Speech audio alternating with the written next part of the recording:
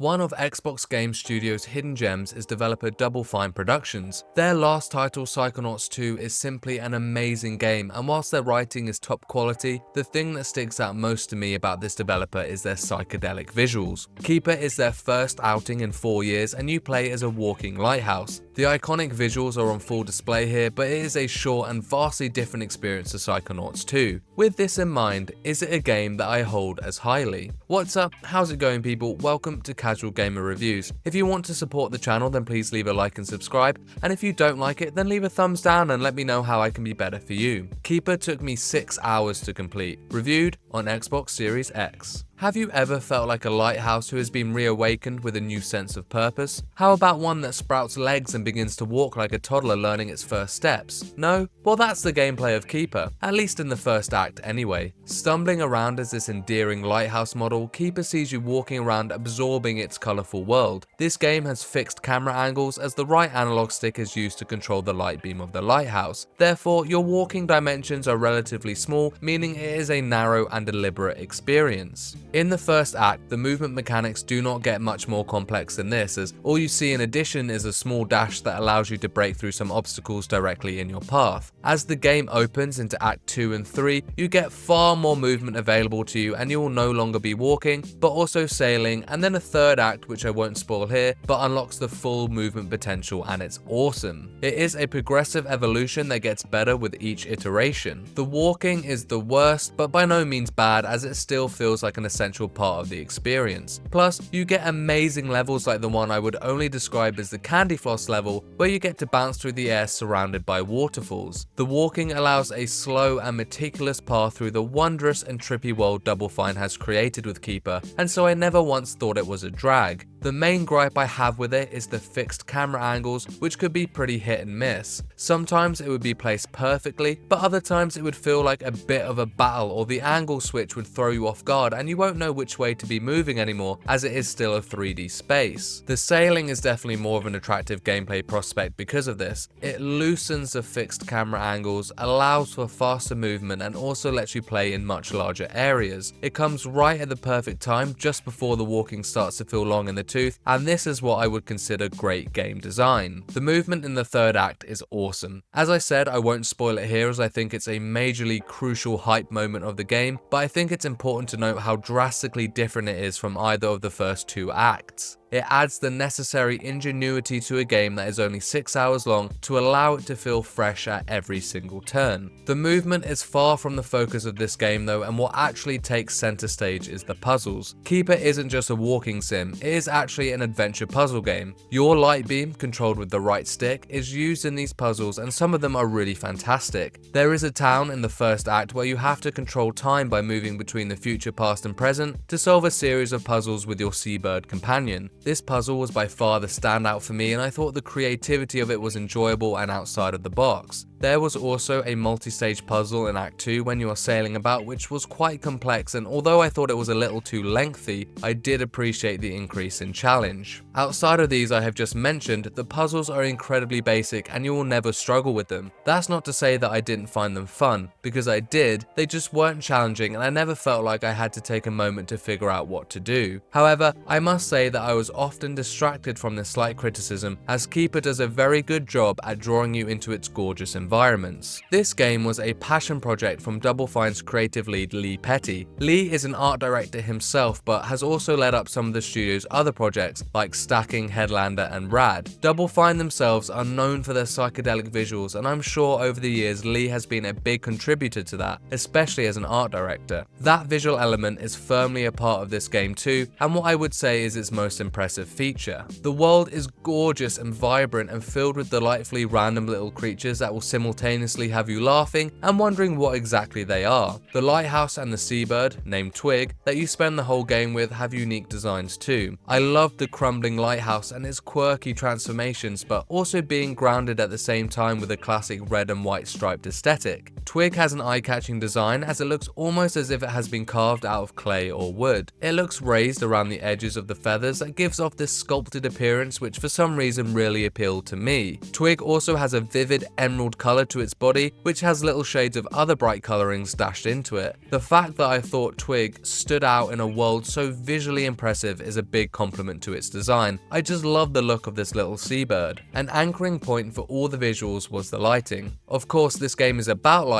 as you literally control the light beam of a lighthouse throughout the game. The illumination of the environment is already fantastic, but the response of the world reacting to the trace of your light beam was a display of true excellence. The reflections, shadows, and brightness it would bring was so impressive that you will often find yourself stopping in your tracks and taking a look around. The artistry that Double Fine have crafted here is on full show. A perfect blend of colourful psychedelic visuals and masterfully worked reflective lighting cannot be ignored. Take a look at the key art here. How amazing is that? Imagine playing 6 hours of this because honestly, that is what it looks like. Keeper has no spoken dialogue, therefore from an audio perspective there isn't too much to look at. The OST is quaint and subdued. It is mostly ambient setting for your exploration through the world. It isn't something that you would go back and listen to, but it works in the moment. The other thing of note with the audio is the sound bites of the game itself. The metallic clanking and creaking of the lighthouse as you clumsily walk onwards. The echoes of splashing on a cave's wall as you drift into its darkness. The crumbling of nature as the evil takes its grip, or the chirps of the wildlife as you help with its restoration. These are the sounds that speak 1,000 words where nothing is physically said. These sounds are what complements the imagery to tell Keeper's story. Twig, a spirited seabird, is fleeing an evil at the start of the game and seeks refuge in a long-forgotten lighthouse. This gives the lighthouse a new sense of purpose and it sprouts a pair of legs to go on a journey with this bird to the center of the island to combat the evil that is poisoning nature. An unlikely companionship that touches on loneliness, isolation, rebirth, teamwork, hope, and above all else, determination. An unspoken story that still speaks so loudly through its imagery and sound bites. Although it is not an original story and it treads a path we have seen numerous times before, I still think it is told in a way that perfectly gets the message across. Anything that can evoke emotion without actually saying anything is powerful media. I had feelings of happiness, sadness, relief, and wonder while playing through Keeper, and it wraps up with an ending that can be interpreted differently depending on how the player perceives it, which I think is always a good closer. Either way, it is a satisfying conclusion for all characters you have come to love over the course of the game's length.